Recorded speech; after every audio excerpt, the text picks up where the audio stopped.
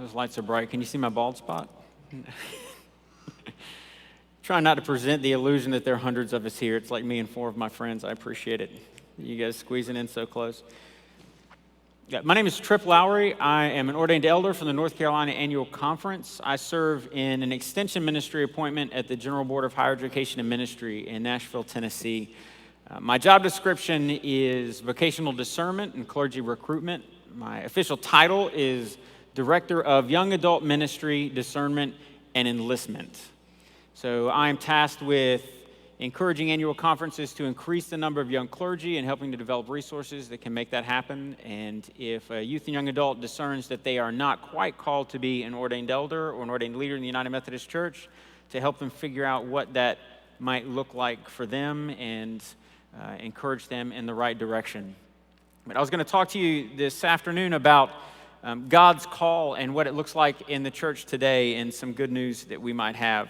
So there's a great concern about the future of the United Methodist Church as it pertains to young clergy, because we don't have very many. And this is what the situation looks like right now. About 18% of all our candidates for ordained ministry are less than 30 years old. Only 18%. Now, this young clergy slice of the pie is not large enough to cover the slice of the pie that's soon to retire. And that frightens the church. This is an even scarier slice. 13.5% of that 30 is minority. What that means is, as our pews are becoming more and more diverse in the United Methodist Church, our pulpits aren't. That is a frightening number. And we need to pay close attention to that. And we need to do more work around that. And some would say this sounds like doom and gloom, that our young clergy numbers are abysmal, that we're not doing enough work, and they're not getting better. But it's not actually doom and gloom. It is actually very exciting, at least for me. It's very exciting because the church has survived. It's survived over 2,000 years of our tinkering with it. The church is going to continue to survive. What it's going to look like as it survives and as it changes is what's really exciting. Because the church as we know it now is not going to survive. Because the times that we live in are so unique and so diverse and are moving so quickly, the church is going to have to move to keep up. And it will, because the church does survive. It's what it's going to look like as it survives that's really exciting.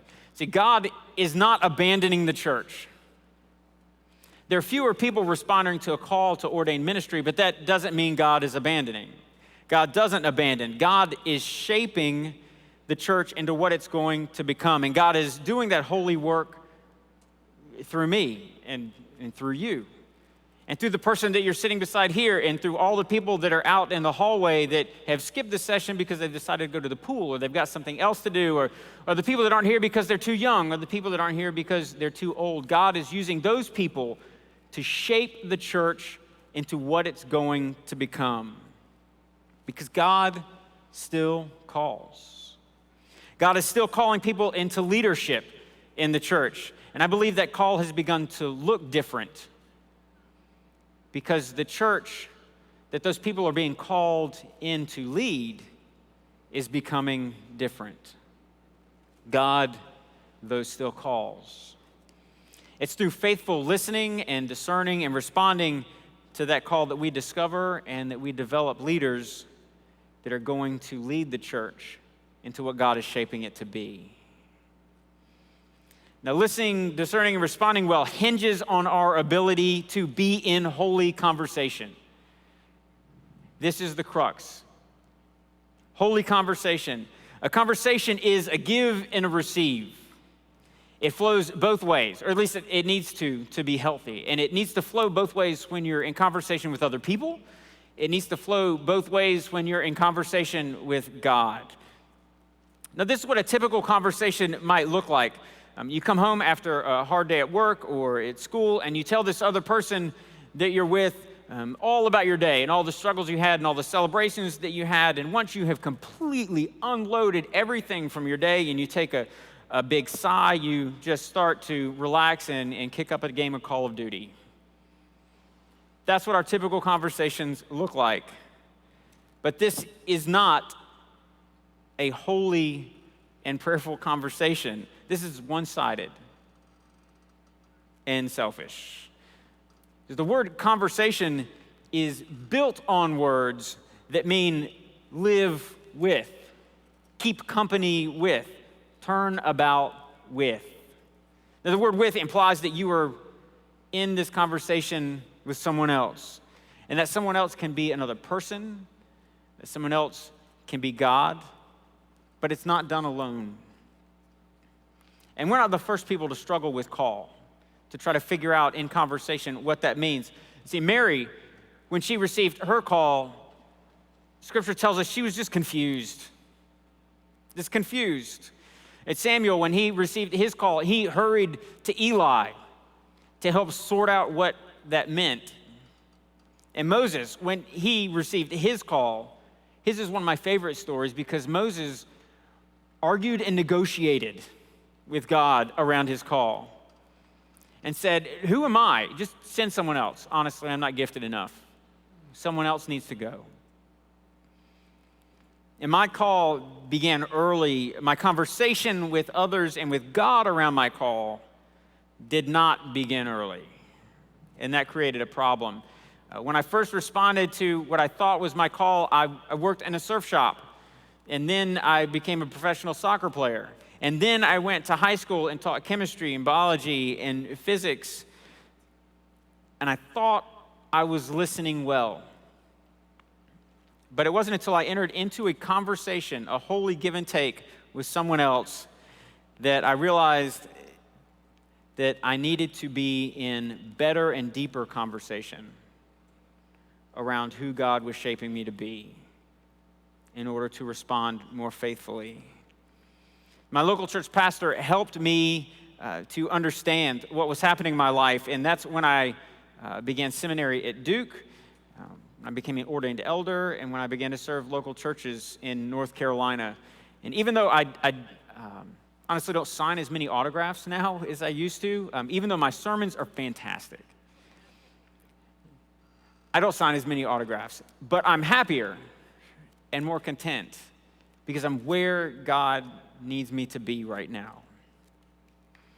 And it begins with a holy conversation.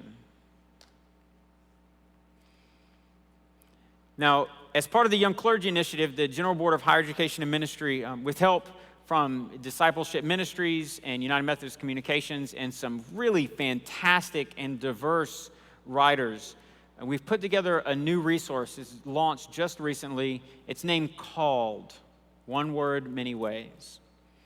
Because we know the conversation that needs to be had around increasing the number of young clergy isn't just about young clergy, but about helping youth and young adults discern who God is calling them to be. We just need to ask more often, and we need to provide more resources to help that conversation be healthy. And sure, we're going to end up with more teachers and more doctors and lawyers and government officials and people who serve in the military, but we're also going to end up with more young clergy.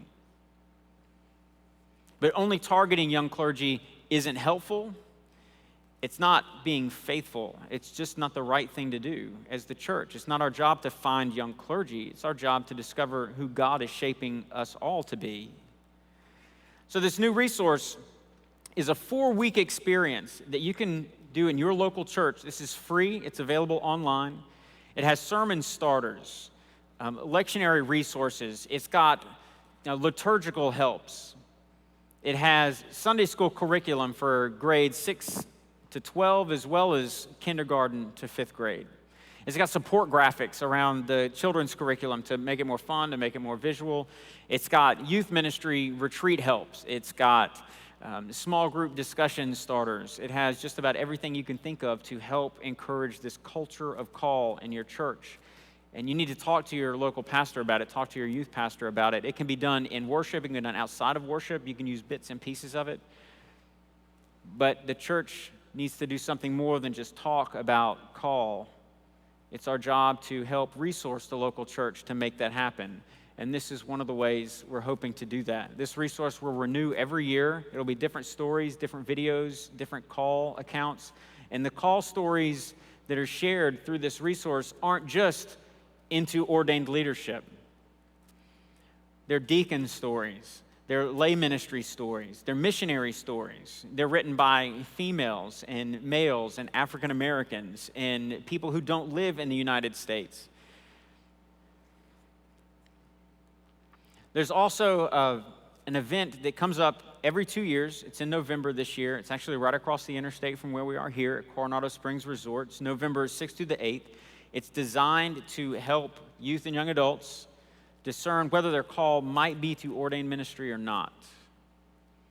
It's a very targeted focus. It's a long weekend experience where they hear speakers and go to workshops and enter into intentional conversations with peers that are in the same season of life that they are around what it looks like to be in ordained ministry. Because we want to help youth and young adults discern, is this what I need to do or not? Is this where God is leading me to go or not? Because if we can find out of the 700 that show up, one that God is calling into ordained ministry, but 699 that are sure God is not calling them to ordained ministry, that's a win. Our goal is to help youth and young adults figure out where God is placing them to be, so the church, as it changes, as it shifts to survive,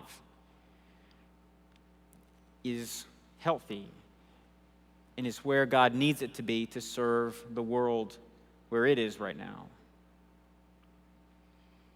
So continue to be in holy conversation with God and with each other. Make sure it's a give and take. Make sure you're asking others about your gifts and your graces and where they see God moving in your life. Because conversation, again, is a back and forth, not just alone, but with others. And we need to be in that kind of conversation to listen and discern and respond well. So first, let me thank you for listening to what I've had to say, and hopefully you can go forth with the strength of God's Spirit and discern where you are being called to be as the church begins to shift and survive as it becomes something new. Thank you.